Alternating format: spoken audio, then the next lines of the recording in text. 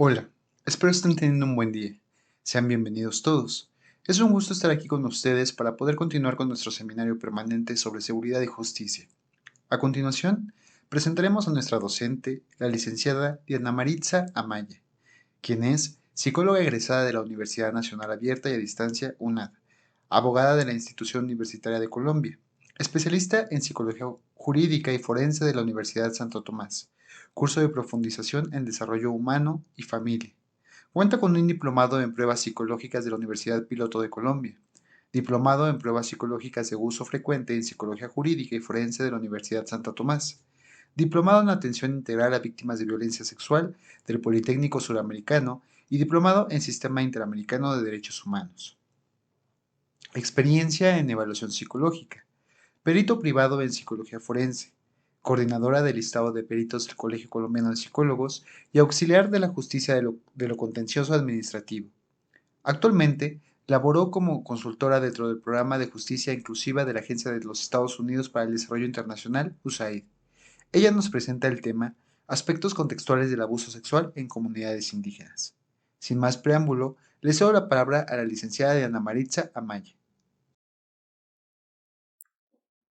Un cordial saludo. Es un honor para mí participar en este seminario de seguridad y justicia. Estos espacios son de suma importancia para poder enriquecer conocimientos. El tema que voy a tratar en esta oportunidad tiene que ver con los aspectos contextuales de los delitos sexuales que ocurren dentro de las comunidades indígenas en Colombia. Y lo que sucede es que la dinámica del abuso sexual dentro de las comunidades indígenas tiene unas particularidades que aportan unos factores de vulnerabilidad, pero a su vez el manejo que se le da a este tipo de delitos suele ser diferente dentro de las comunidades indígenas. Primero, voy a dar como un pequeño recuento histórico sobre las comunidades indígenas en Colombia, como para entrar un poco en materia y darnos cuenta que hoy, año 2023, aún tenemos comunidades indígenas en el territorio colombiano. Luego les voy a exponer a grosso modo sobre 3 casos de delitos sexuales en este tipo de comunidades, donde ustedes podrán ver esos aspectos contextuales que acabo de mencionar que se convierten en factores de vulnerabilidad. Después les voy a exponer sobre actos de revictimización que ocurren dentro de las comunidades indígenas y posteriormente hablaremos sobre cómo es el tratamiento penal que se le debe dar a estos casos con respecto a la jurisdicción. Y para ello les voy a presentar una sentencia de la Corte Constitucional. Vamos a hacer como un pequeño recuento, más bien un pequeño resumen de esa sentencia. Bien, entonces para entrar en materia, tenemos que tener en cuenta que, de acuerdo con ACNUR, el censo realizado por el DANE en el año 2005 en el territorio colombiano habitaba un poco más de 42 millones de personas en todo el territorio colombiano. De este total de personas, hay un porcentaje, un 3.43%, que hacen parte de algunos de los 87 pueblos indígenas que están identificados en el país. Es decir, que es aproximadamente como 1.392.600 habitantes colombianos pertenecen a los resguardos indígenas. Entonces, Colombia es un país indígena. Nosotros, los orígenes de los colombianos son los orígenes indígenas. Resulta que a raíz de la colonización española, el idioma castellano se ha extendido por todo el territorio colombiano, siendo que hoy por hoy pues es nuestro idioma o nuestra lengua oficial. Sin embargo, algunas comunidades indígenas aún conservan su lengua nativa. Algunos indígenas pues hablan castellano y también su lengua nativa. Otros solamente están limitados a la lengua nativa. Desde que se tiene conocimiento, los pueblos indígenas, digamos que su producción, o más bien como el oficio al que ellos se dedican, es la agricultura, las manualidades, todo el tema que tiene que ver con elaboración de cerámicas, de tejidos, esto es como ese oficio principal que ellos ejercen. Resulta que la colonización española menospreció las tradiciones de todos los pueblos indígenas colombianos, dejando a un lado como todo ese tipo de costumbres, artes, conocimiento que poseían estos pueblos indígenas, por lo que llegaron con un afán de tener poder, de dominar y de demostrar superioridad. ¿Bien? El periodo de colonización implicó la pérdida de muchas costumbres ancestrales. y la muerte de miles de nativos que no sobrevivieron a las enfermedades que llegaron por parte de los europeos, al igual que las exigencias de trabajo que eran demasiado fuertes, las exigencias a las que eran sometidas las personas de las comunidades indígenas. Siendo así que algunos datos históricos reportan que los españoles tuvieron que traer mano de obra africana, trajeron esclavos africanos a Colombia para subsanar la escasez de mano de obra. Entonces, imagínense ustedes como esa, por decirlo de alguna manera o llamarlo de alguna manera, ese genocidio tan grande que hubo de nuestros pueblos indígenas. De modo que tener que traer esclavos de otro país para que ejerzan labores, o sea, acabaron con mucha de la población indígena de Colombia. Tras 5 siglos de descubrimiento y colonización, muchas comunidades indígenas desaparecieron. Bien, esto no quiere decir que hoy no existan poblaciones indígenas. Claro que existen, lo que pasa es que hoy en día ya se les reconoce como minorías. Cuando hace unos siglos pues eran la mayoría, el territorio colombiano era un territorio totalmente indígena. Y hoy en día esas poblaciones indígenas son minorías. Entonces, al realizar un análisis de la conformación de Colombia, se denota que está compuesta por esas minorías, convirtiendo este país en un país multicultural y multiétnico. Y es por ello que a partir de la Constitución Política del año 1991, en el artículo 7 indica lo siguiente, me permito leer esta parte. Dice, el Estado reconoce y protege la diversidad étnica y cultural de la nación colombiana. Y asimismo, en este mismo artículo, dice que las autoridades de los pueblos indígenas podrán ejercer funciones jurisdiccionales, pongamos esa palabra resaltada, funciones jurisdiccionales, dentro de su ámbito territorial, de conformidad con sus propias normas y procedimientos, siempre que no sean contrarios a las leyes de la República, que no sean contrarios a la Constitución Política de Colombia. La ley establecerá las formas de coordinación de esta jurisdicción especial con el sistema judicial nacional. Es decir, las comunidades indígenas, la misma Constitución les ha dado ese poder o ese derecho de que ellos tengan su propia ley, su propia jurisdicción, pero eso no quiere decir que las leyes de ellos puedan sobrepasar la Constitución Política de Colombia. Por ejemplo, en la Constitución Política de Colombia se consagran los derechos humanos. Entonces tenemos el derecho a la vida, ¿cierto? Y Colombia ha suscrito tratados internacionales sobre el derecho a la vida y por eso es que ese derecho está contemplado como tal dentro de la Constitución Política de Colombia. Entonces no podría, por ejemplo, que dentro de una comunidad indígena, supongamos que algún miembro de la comunidad hurtó algo. Y entonces el castigo o la pena que le van a imponer a esta persona es una pena de muerte. Eso sería contrario totalmente a la Constitución de Colombia. Espero me esté haciendo entender, ¿sí? Entonces, quiere decir que ellos dentro de su jurisdicción podrían investigar y juzgar a esta persona que cometió ese hurto, pero la condena que le van a asignar tiene que ser una condena que no viole la Constitución Política de Colombia. Eso es a lo que se refiere este artículo. Y esto no significa que las poblaciones indígenas no estén sometidas a la jurisdicción. Perdónenme, esto no significa que las poblaciones indígenas que están sometidas a esa jurisdicción indígena no puedan llegar a acudir a la jurisdicción ordinaria, porque por el simple hecho de ser colombianos ya tenemos el derecho de acudir a esa jurisdicción ordinaria. Es decir, que las comunidades indígenas, como para concluir o más bien cerrar un poco esta idea, tienen su jurisdicción especial, sí, pueden hacer valer sus leyes, sus normas, sí, siempre y cuando no sean contrarias a la Constitución Política. Pero que si dentro de la comunidad indígena ocurre algún hecho, algún acto, que de pronto la persona víctima se considere que quiere o necesita acudir a la justicia ordinaria y no a la indígena, lo podrá hacer. Es decir, que ser indígena no lo limita a que solamente debe someterse a la jurisdicción indígena. Bien, entonces, aclarando un poco todo este tema de que Colombia pues todavía tiene poblaciones indígenas y de que existe una jurisdicción especial para las comunidades indígenas, voy a entrar en materia sobre lo que es el delito sexual. Entonces les voy a explicar un poco, o más bien como a mencionar un poco la legislación que existe referente al delito sexual en Colombia. Entonces, está consagrada en el Código Penal colombiano, que es la Ley 599 del año 2000. En el título cuarto es donde se contemplan aquellos delitos contra la libertad, integridad y formación sexual.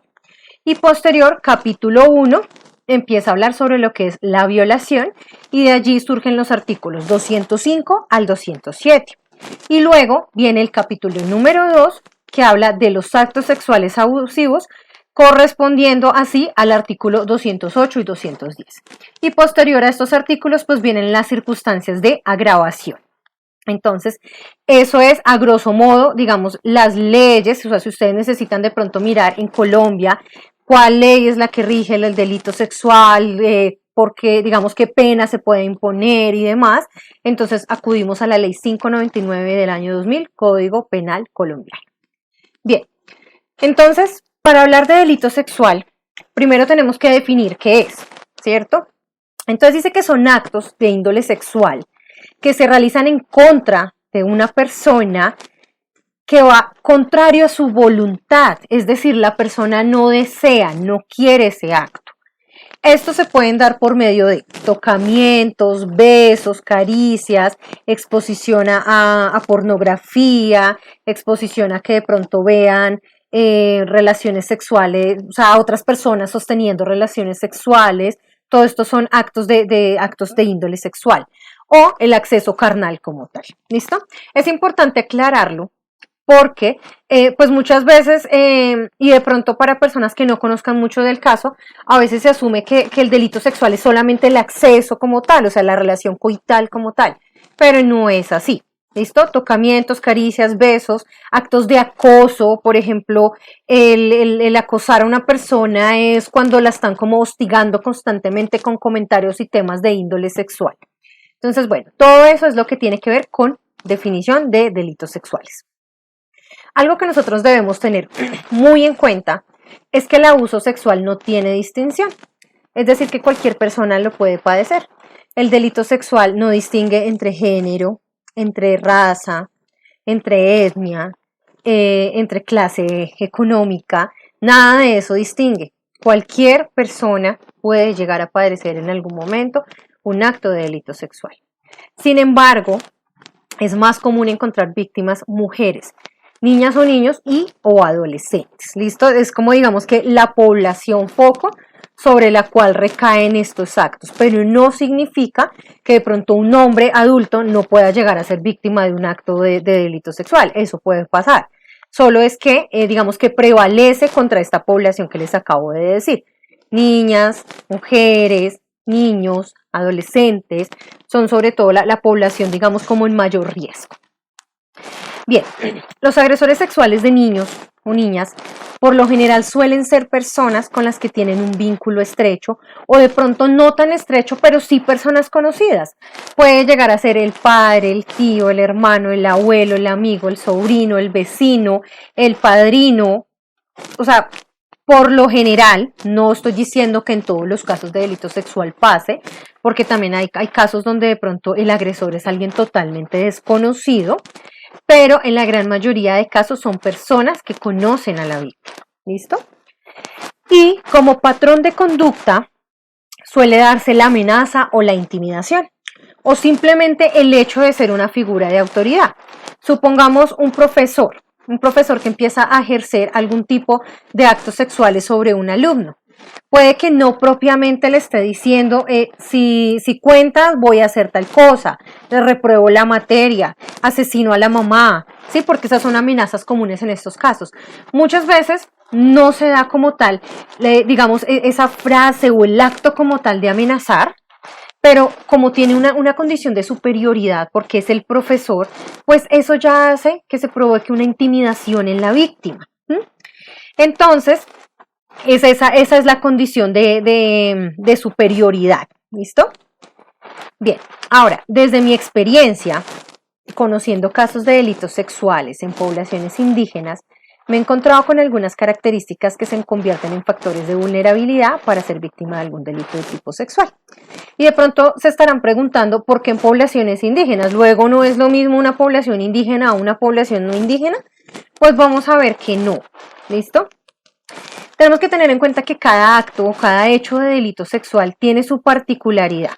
No todos los actos ocurren de la misma manera, en el mismo contexto, ni siempre va a ser el mismo agresor, es decir, no siempre va a ser el papá del agresor en todos los casos, no, como yo les decía ahorita, papá, tío, abuelo, sobrino, vecino, pueden ser muchos actores que pueden ejercer este rol de victimario. Pero resulta que las poblaciones indígenas, por la misma dinámica que se vive dentro de las comunidades indígenas, he encontrado unos factores de riesgo.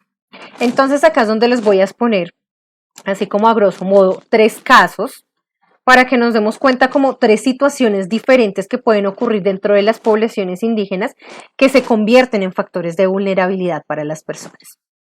Entonces, en el primero nos encontramos con familias en las que es común que las mujeres sean madres a temprana edad.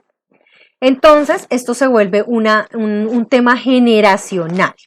De pronto algunos de ustedes escuchan esto y dirán, no, pero es que eso no solamente pasa en las poblaciones indígenas, pasa también, no sé, en otro tipo de comunidades. Sí, totalmente válido, ¿listo?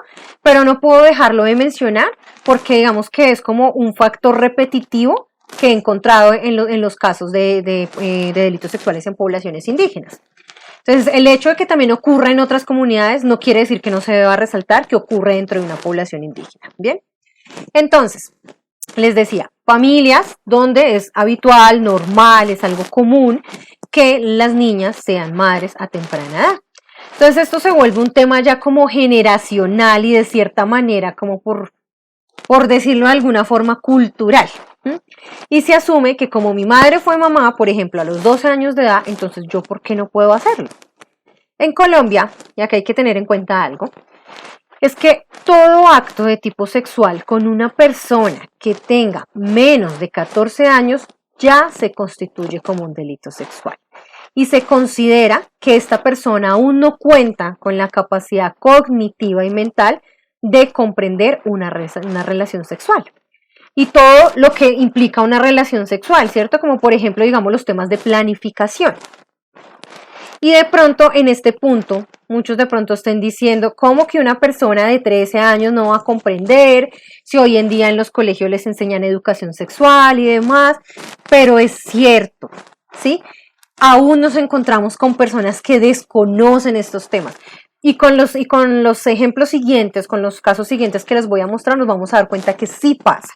Además que no es lo mismo una persona, digamos, de 12 o 13 años que viva en una ciudad capital, trayendo el caso a Colombia, digamos que viva en una ciudad como Bogotá, donde se tiene acceso a mucha información, donde de pronto venga, digamos, de una familia de papás que tengan, digamos, como que fomenten ese tema de la reproducción sexual, de la educación sexual y demás, a una persona que se encuentra en una población indígena que están alejadas de todo el casco urbano como tal, que tienen, digamos, dificultades de acceso a la educación, a la información, en zonas que donde puede que de pronto tengan un celular, pero no es tan factible que tengan una conectividad a internet para que tengan información. ¿Me hago entender? Entonces, estos casos pueden pasar, ¿listo? Por eso es que se considera que personas menores de 14 años no tienen esa capacidad cognitiva y mental para comprender y consentir una relación sexual. Entonces, me he encontrado muchos casos en los que jóvenes menores de 14 años se encuentran en estado de embarazo y que cuando acuden al servicio médico para sus controles prenatales o incluso para dar a luz, es cuando digamos que los hospitales se dan cuenta de que, venga, ¿cómo así que esta niña con 13 años tiene un bebé? O puede que hasta la niña ya tenga 14 años. Pero supongamos que esa niña acabó de cumplir los 14 años hace 3 meses. Y pues todos sabemos que el proceso de gestación tarda 9 meses. Eso implica que la niña igualmente quedó embarazada antes de que cumpliera los 14 años. Por lo tanto, ya hay un delito. Bien. Entonces, en muchos casos, en la gran mayoría, son los hospitales los que al observar la edad de esta mujer activan esa ruta de atención y ponen en conocimiento de las autoridades pertinentes este caso. porque es una obligación, es obligación de cuidar y proteger a los niños. Entonces, si en el hospital se enteran de este caso, pues ellos están en toda la obligación de acudir a la fiscalía y denunciar el hecho. Entonces, al revisar casos como estos, se puede ver que cuando, digamos, hacen la entrevista a esta presunta víctima, su relato gira en torno a reconocer que el padre de su hijo es su pareja permanente y narran que ya llevan, no sé, 2 o 3 años de estar viviendo juntos. Es decir, que niñas prácticamente desde los 10, 11 años de edad ya están formalizando relaciones. Y como para dar mayor normalidad al asunto, comentan que sus padres tenían conocimiento. Y efectivamente, cuando dentro del proceso de investigación se llama a entrevista a los padres, ellos afirman estar totalmente de acuerdo con esta situación. Y es más, y aquí entra algo que es digamos, particular de la comunidad indígena. Y es que en algunos casos justifican estos hechos diciendo que acudieron al jefe de ese resguardo indígena y éste les dio permiso para que se estuviera en esa relación sentimental. Entonces, lo curioso de estos casos es que la pareja de la niña suele ser un hombre mucho mayor que ella. Son muy pocos los casos donde uno encuentra de pronto a la niña de 13 años con el chico de 13, de 12, de 14 años. Es muy difícil. O hasta de 15, 16. Es muy difícil encontrarlos. La gran mayoría de estos casos, las parejas son hombres de 20 años, 30 años, o hasta 40 años. Entonces, acá es la parte donde tenemos que analizar si una niña de 12, 13 años tiene o comprende todavía, digamos, como las consecuencias o todo el contexto y los pormenores de sostener una relación sentimental con un hombre de 40 años. ¿Mm? Y si ese hombre de 40 años, que se supone que es una persona que ya tiene esa capacidad cognitiva de análisis, de razonamiento y demás, le atrae una niña de 12 años, claramente ahí hay un acto de delito sexual. Entonces, este aspecto, lo voy a llamar nuevamente cultural, como por llamarlo de alguna forma, hace que estos casos de abuso sexual se vean con una total naturalidad. Y es que el hecho de que la niña consienta esa relación no exonera el delito.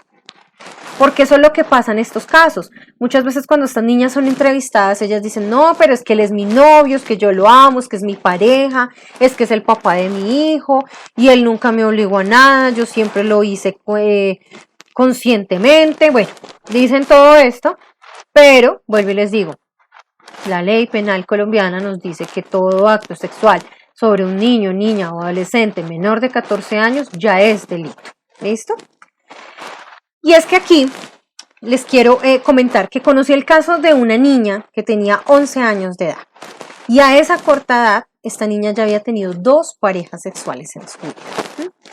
No me refiero a pareja como tal sentimental y que hayan sostenido una relación de convivencia o algo así, sino parejas sexuales. Es decir, que esta niña sostuvo relaciones sexuales 1 o 2 veces con estas personas. Esto es para explicarles un poco y que nos demos cuenta que realmente no todas las personas de 13, 12 años tienen esa capacidad para comprender la relación sexual como tal. Y en este caso, entonces, esta niña, como les acabo de decir, ya había sostenido relación sexual con 2 parejas sentimentales. Uno era un chico como aproximadamente de 20 años y el otro era como uno de 18 años. Aclaro que no fueron los 2 al tiempo, sino que fueron en tiempos diferentes. ¿Listo? Y en su narración, en la narración que hacía esta niña, se podía evidenciar un total desconocimiento sobre el acto que ella estaba ejecutando, donde ella sencillamente manifestaba que ya dejó que estas personas la tocaran, la besaran, la penetraran, sin ella hacer ningún tipo de acción. Es decir, ni de rechazo para defenderse, pero ni de afirmación como para decir, venga, sí, estoy consintiendo la relación. Ella sencillamente quedó totalmente quieta y dejó que ellos actuaran. Es decir, que ella no fue una parte activa dentro del acto sexual, ¿sí? Y de hecho manifestaba no haber sentido ningún tipo de placer sexual ni nada por el estilo. Afortunadamente, esta niña contaba con unos padres que no apoyaban esta situación y cuando ellos se enteraron, pues ellos ponen en conocimiento de la fiscalía estas 2 situaciones y pues le brindan el apoyo a la niña, en donde ella hasta la actualidad, hasta ahora está empezando como a comprender que esa situación no fue correcta y que su posición era de víctima. Porque ocurrió cuando los padres de la niña se enteraron, ellos buscaron a estas dos personas para reclamarles, ¿sí? Bueno, y acá hay algo también particular en las poblaciones indígenas, y hago aquí un paréntesis. Y es que en estas comunidades, por lo general, todos se conocen con todos. No quiere decir que sean los amigos más íntimos, pero sí distinguen a las personas, ¿sí? Entonces, si ella dice, no, es que esto fue con fulanito de tal, fulanito de tal es el papá de tal persona, o vive en la casa de allí, entonces se conoce, ¿sí? Entonces, vuelvo y retomo la historia. Entonces, cuando ellos se enteran, pues ellos van y les reclaman. Y la justificación que emiten estas personas fue que ella no se opuso. Entonces la niña entró como en esa etapa de sentir que todo era su culpa. Y de hecho ella manifestaba que ella había hecho sufrir a sus papás, que sus papás estaban sufriendo por culpa de ella. Entonces ella estaba sintiendo una culpa tremenda por esta situación y hasta ahora estaba empezando a darse cuenta de que lo que había pasado pues no era correcto y que pues realmente ella era sometida a un acto de delito sexual. Bien, otro aspecto, vayamos con el segundo y aquí les voy a contar otro caso. Otro aspecto que he visto en casos de delito sexual en las poblaciones indígenas es que mujeres adultas, en las mujeres adultas suele prevalecer lo que es el acceso carnal violento, ¿sí? Y es que según lo que relatan las víctimas, las condiciones de vivienda, entonces vamos a mirar aquí esta parte de este contexto. Las viviendas dentro de los resguardos indígenas son rurales, ¿sí? Es decir, que no son como en las grandes ciudades, tal vez donde muchos vivimos, donde de cierta manera pues las casas suelen ser un poco más seguras, pues cuentan con, digamos, con paredes en concreto, con una puerta, ventana, ¿cierto? Y unas paredes que delimitan claramente pues mi propiedad de la propiedad del vecino, ¿cierto?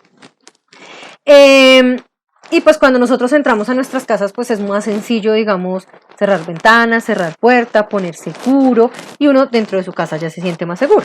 Pero con estas viviendas en muchos de los resguardos indígenas no pasa eso, porque son casas que están hechas, por ejemplo, en palos, tejas, o pues otros tipos de materiales que son muy débiles, no igual que como puede ser el concreto, y son poco seguras.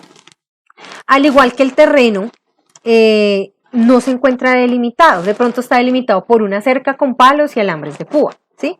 O muchas veces esto ni siquiera existe, sino que son como esas delimitaciones imaginarias, como que mi terreno va hasta aquí y de aquí para allá empieza el del vecino, es algo así.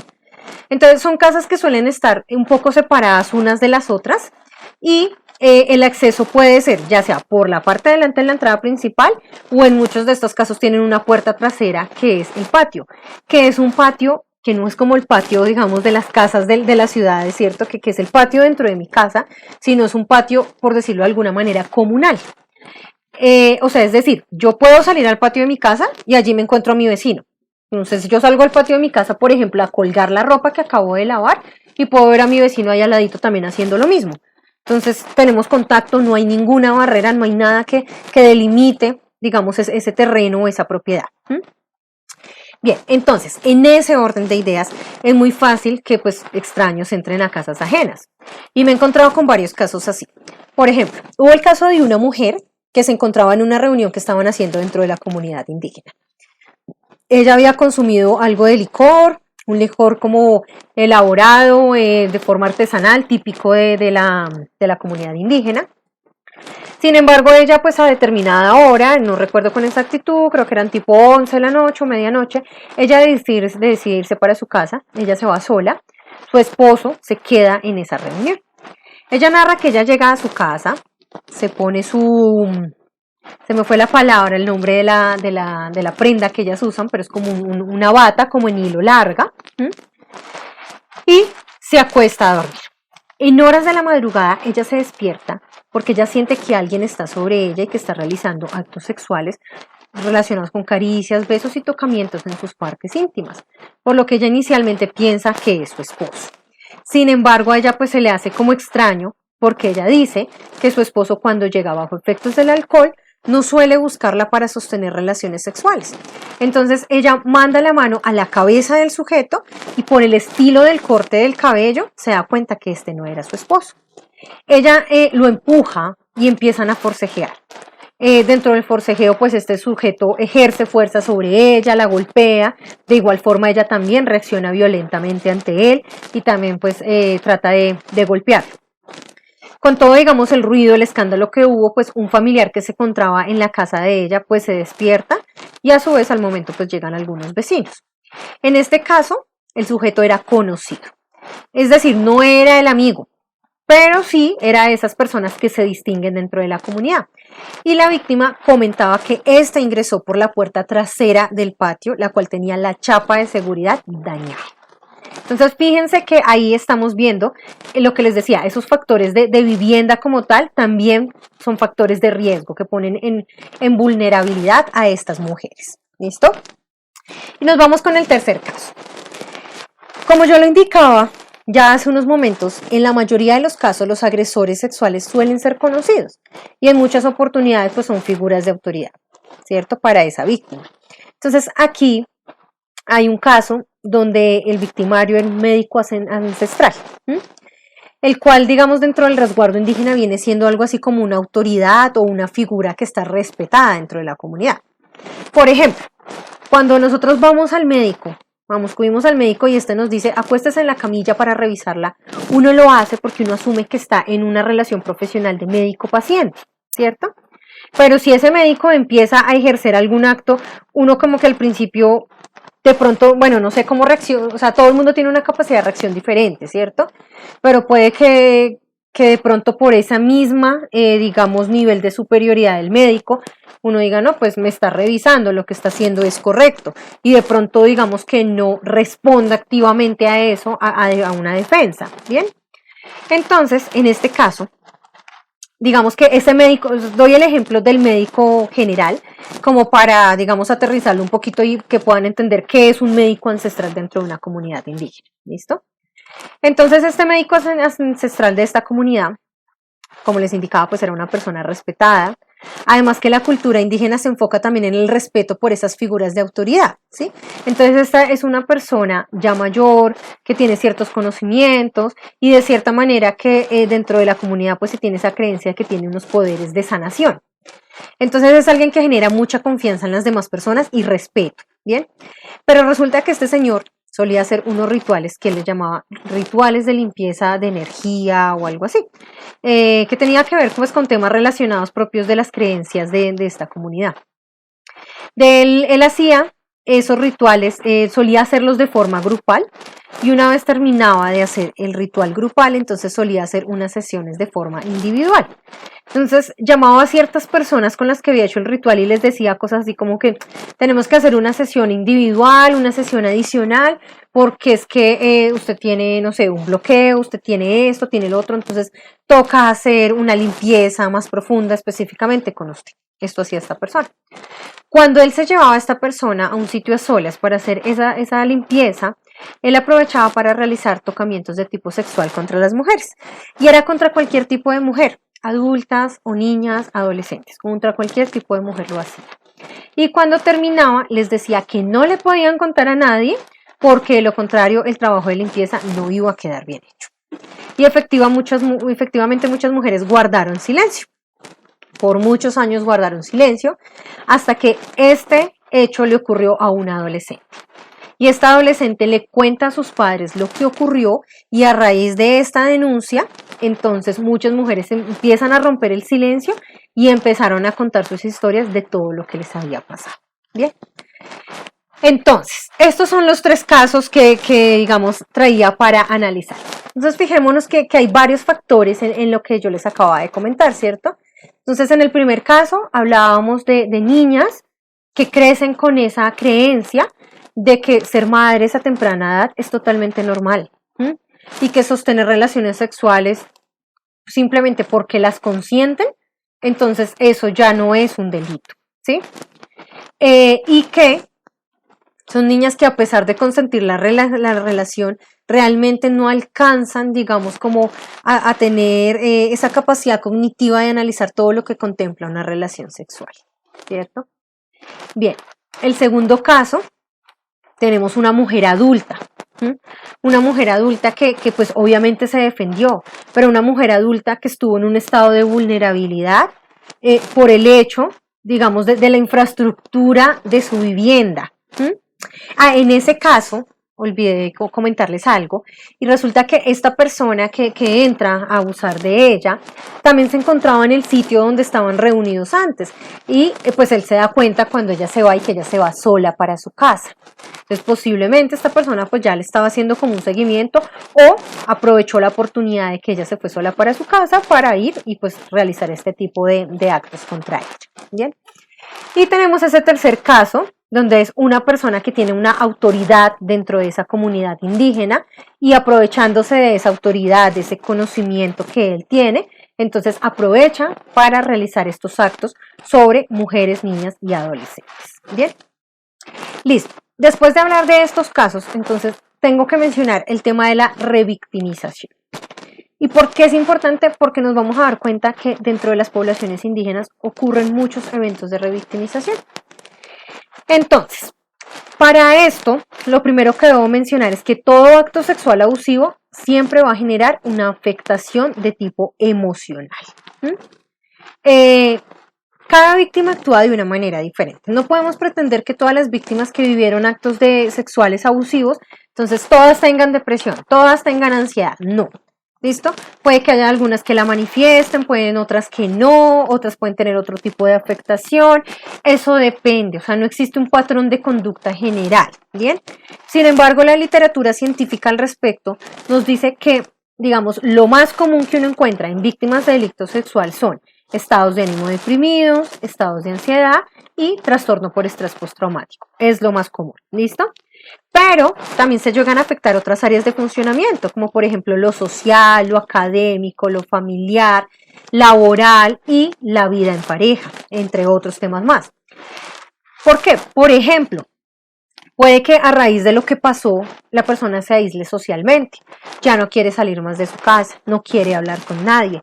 Ahí está teniendo también una afectación de tipo social. O digamos, esta persona no ha podido establecer una vida sexual activa con su pareja porque cada vez que van a sostener relaciones sexuales se acuerda de lo que le pasó. Entonces ahí estamos teniendo una afectación a esa vida en pareja. Bien. Entonces, bueno, cada caso hay que analizarlo de manera particular, con todos, digamos, los detalles del contexto de cada situación. Entonces, cuando hablamos de victimización, esta se refiere a ese primer proceso que se da cuando ocurre el delito. ¿Listo? O sea, si yo soy víctima de un delito, cualquier delito, esa es la victimización primaria o solamente victimización. Pero, ahora, fuera de pasar las afectaciones que les acabo de mencionar, se suman otros factores y son los relacionados con el tratamiento.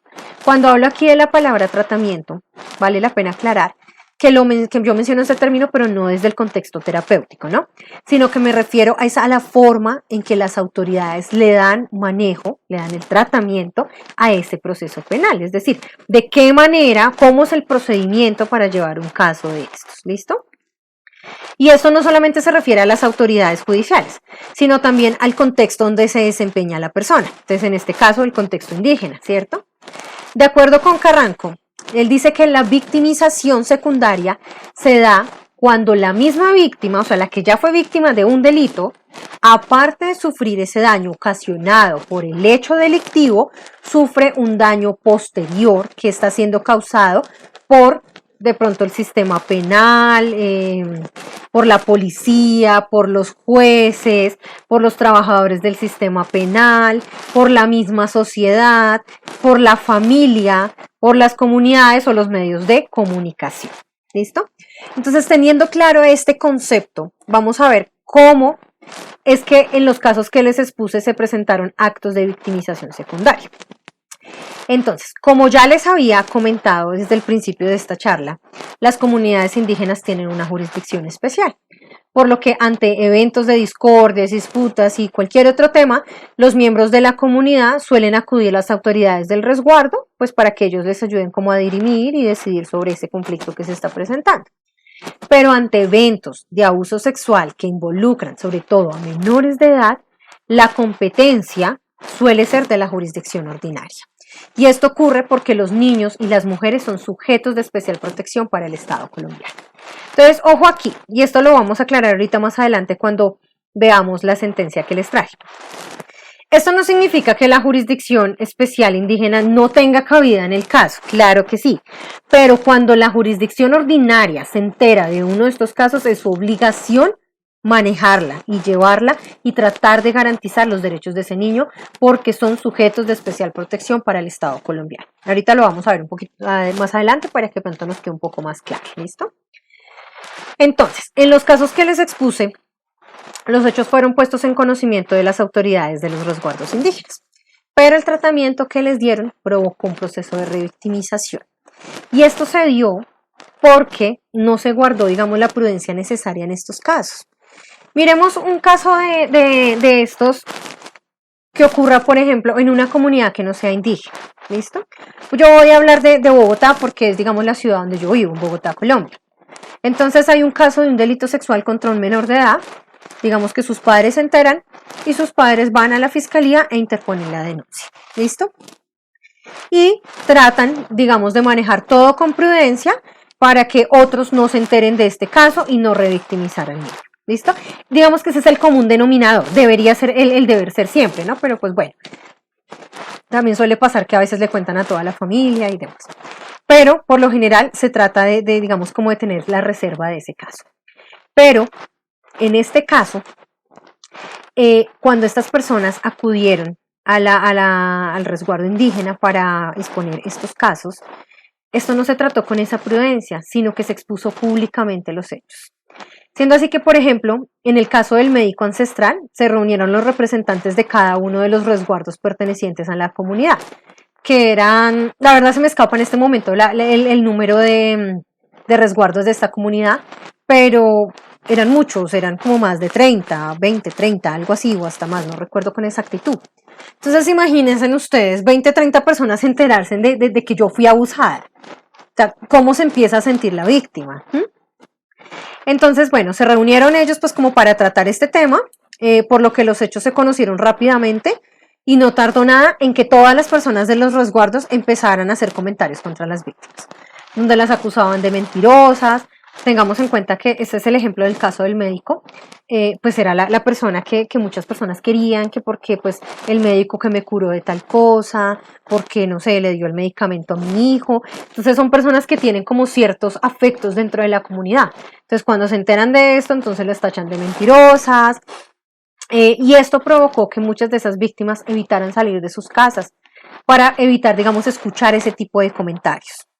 A esta persona, dentro de este resguardo, lo privaron de la libertad mientras se llevaba a cabo la investigación.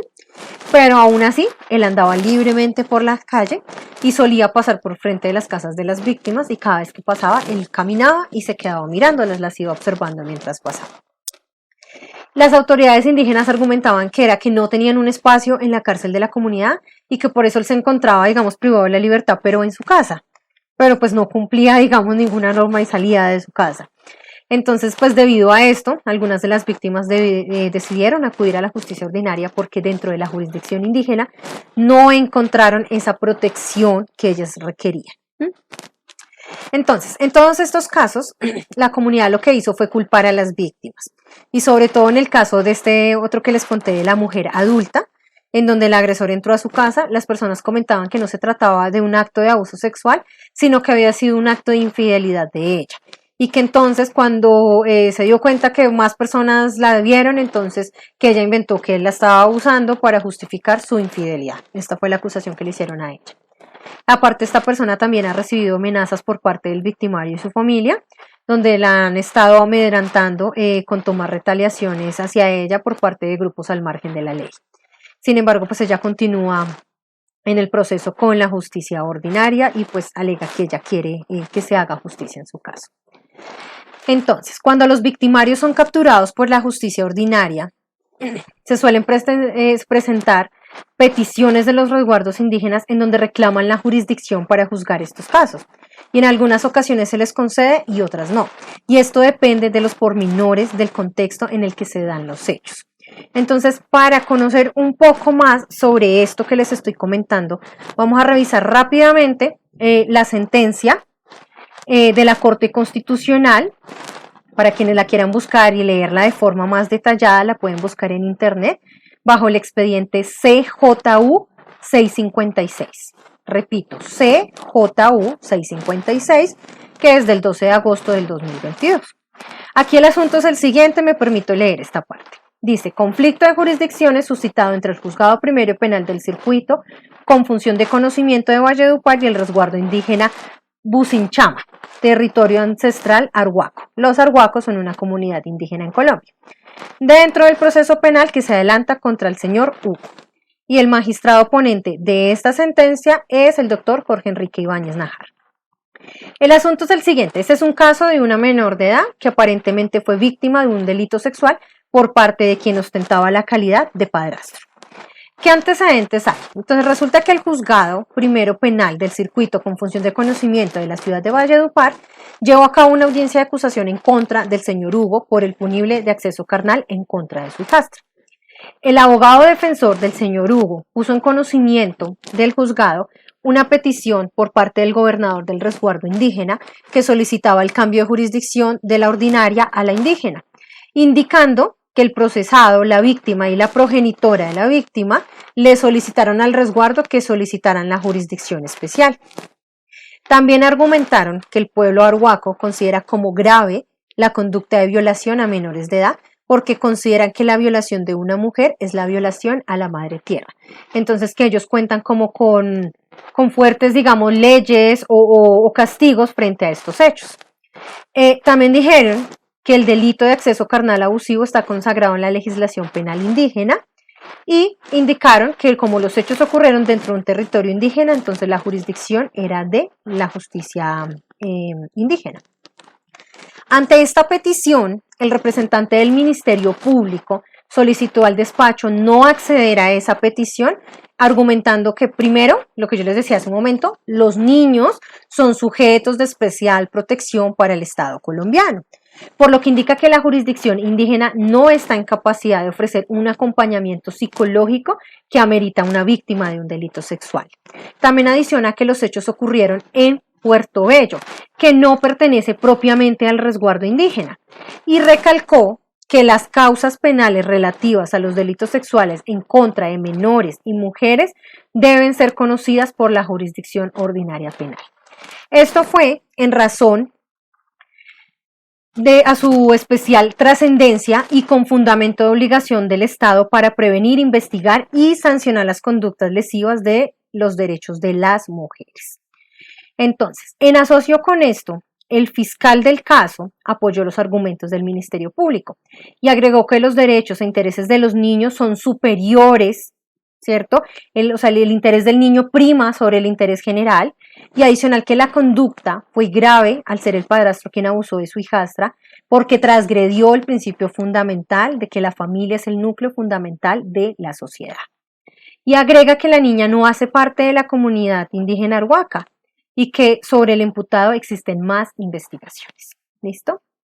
El juez finalmente negó la petición, toda vez que él decía que existían 3 denuncias más en contra de esta persona, que la niña no pertenecía a la comunidad indígena y que el Estado tiene el deber de proteger a los niños y que no existen garantías dentro de esa comunidad indígena para saber si cuentan con esa capacidad logística e institucional para asumir el juzgamiento de este caso.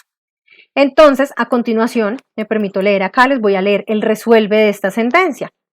Dice, primero, dirimir el conflicto de jurisdicciones suscitado entre el Juzgado Primero Penal del Circuito con función de conocimiento de Valledupar y el resguardo indígena de Bucinchama, territorio ancestral arhuaco, en el sentido de declarar que el Juzgado Primero Penal del Circuito con función de conocimiento de Valledupar es la autoridad competente para conocer del proceso penal adelantado en contra del señor Hugo.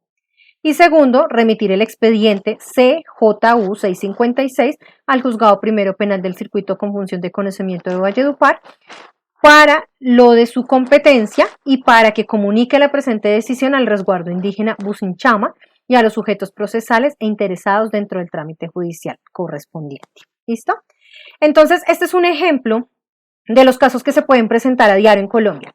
Y pues que no está del todo mal que la jurisdicción, digamos, indígena reclame competencia, pero sí es deber del Estado colombiano revisar detenidamente cada uno de los casos porque el interés del niño prima sobre el interés del particular. Bien. Bueno, entonces esos son los casos que les traía y como el análisis de esas partes, de eso contextual que puede ocurrir dentro de los delitos sexuales en poblaciones indígenas. Entonces, a modo de conclusión y para cerrar ya el tema, tengo 3 conclusiones. La primera es que existen factores de riesgo al interior de las comunidades indígenas que ponen en condición de vulnerabilidad a los sujetos de especial protección. La segunda es que dentro de los resguardos indígenas se presentan situaciones que provocan procesos de revictimización. Y la tercera es que los miembros de las comunidades indígenas tienen derecho, por el hecho de ser colombianos, a acudir a la justicia ordinaria.